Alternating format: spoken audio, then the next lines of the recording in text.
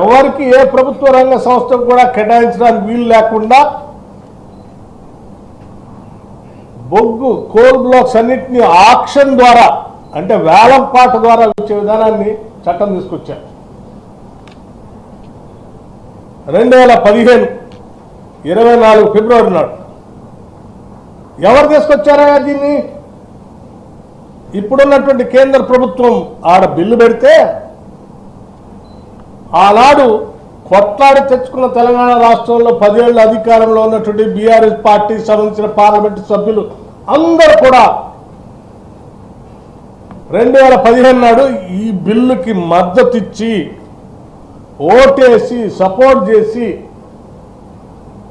సింగరేణి కాలనీస్కి నేరుగా బొగ్గు అంటే బ్లాక్లు కేటాయించడానికి అవకాశం లేకుండా ఆ యాక్ట్ని తీసుకొని వచ్చిన దాంట్లో వీళ్ళు కూడా ప్రధాన భూమిక పోషించారు. వీళ్ళు ఈరోజు తెలంగాణ ప్రయోజనాల గురించి మాట్లాడుతున్నాం. నిజంగా తెలంగాణ ప్రయోజనాల గురించి సింగరేణికి సంబంధించిన బొగ్గు బాయిల్ మనమే పొందాలని ఏమాత్రం ఆలోచన ఉన్నా అదే రోజు మీరు తెలంగాణకు సంబంధించిన పార్లమెంటు సభ్యులుగా ఆ యాక్ట్ని వ్యతిరేకించి మద్దతు ఇవ్వకుండా ఆ యాక్ట్ బిల్లు పాస్ కాకుండా చూసేవాడు. ఆ రోజు సంపూర్ణంగా మద్దతు ఇచ్చి బిల్లు పాస్ అయ్యేటట్టు చేసి ఆక్షన్ జరిగేటట్టుగా చేసి సింగరేణికి బొగ్గుబాయిలు లేకుండా చేసి ఇవాళ తగుదనమ్మా అని చెప్పి బీఆర్ఎస్ పార్టీకి సంబంధించిన నాయకత్వం మాట్లాడుతూ ఉంది. సింగరేణికి సంబంధించిన బొగ్గుబాయిల్ని మేమే కాపాడాం 10 ఏళ్ళు, కాంగ్రెస్ వాళ్ళు వచ్చి ఏం కాపాడుతుంది ప్రభుత్వం అని చెప్తున్నారు. యాక్ట్లో మీరు సపోర్ట్ చేసి రాకుండా చేస్తున్నారు. పోనీ మీరు ఈ 10 ఏళ్ళు ఈ బిల్లు తీసుకొచ్చి ఆ బిల్లు ద్వారానైనా ఇక్కడ ఈ పరిసర ప్రాంతాల్లో ఆక్షన్ జరుగుతున్నప్పుడు ఆక్షన్లో పార్టిసిపేట్ చేసి ఆ బొగ్గు బాయిలు ఏమన్నా మనకి సింగరేణికి వచ్చేటట్టు చేశారా? అది లేదు,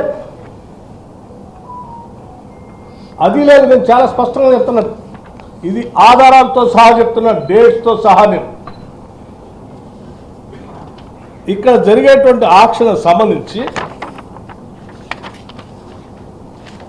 సింగరేణి కాలేజ్ సరే యాక్ట్ వచ్చింది, భారత పార్లమెంటు చట్టం తీసుకొచ్చింది, బొగ్గు బాయిలు ఆక్షన్ పెడతా ఉంది.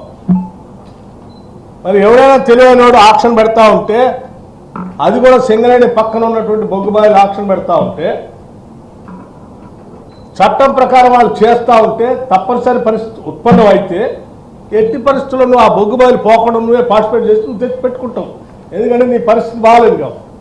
నువ్వేం చేశావు? సింగరేణి కాలేజ్ సంబంధించిన బోర్డు ఒక సమావేశం పెట్టుకొని 2021 అక్టోబర్ 29 నాడు ఈ బొగ్గు బాయిలు వేలంలో పాల్గొనాలని సింగరేణి యాజమాన్యం నిర్ణయం చేసింది.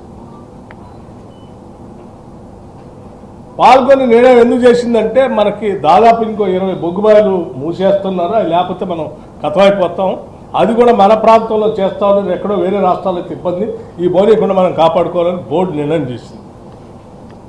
నిర్ణయం చేసినప్పుడు ఏం చేశారు వీళ్ళు? వేలంపాట్లో పోకుండా కేవలం వారం రోజుల్లోనే ఆనాటి ముఖ్యమంత్రిగా ఉన్నటువంటి పెద్దలు చంద్రశేఖరరావు గారి నాయకత్వంలో ఒక కోర్ కమిటీ నవంబర్ 5న ఇదేమో అక్టోబర్ 29న సింగరేణి బోర్డు నిర్ణయం చేసింది.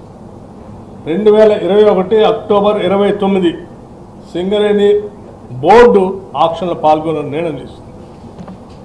దానికి సంబంధించి కేవలం వారం రోజుల్లోనే 2021 నవంబర్ 5న కోర్ కమిటీ సమావేశమై గోదావరి వ్యాలీలోని బొగ్గు గనులను సింగరేణి తీసుకోవద్దు అని కేసీఆర్ ఆదేశాల మేరకు నిర్ణయం చేశారు.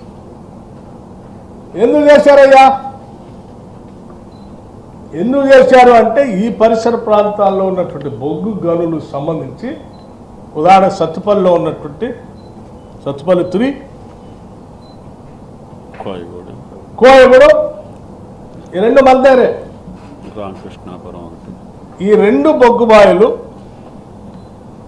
వారికి సంబంధించిన స్నేహితులు పారిశ్రామికవేత్తలకి చెందేటట్టుగా ఉండటం కోసం సింగరేణి, ఎందుకంటే అత్యంత ఎలిజిబిలిటీ ఉన్నటువంటి కంపెనీ కదండి, ఎక్స్పర్టైజ్ దీనికే ఉంది, ఫైనాన్షియల్ స్టెబిలిటీ స్ట్రెంగ్త్ దీనికే ఉంది, మైనింగ్ ఎక్స్పర్టైజ్ దీనికే ఉంది.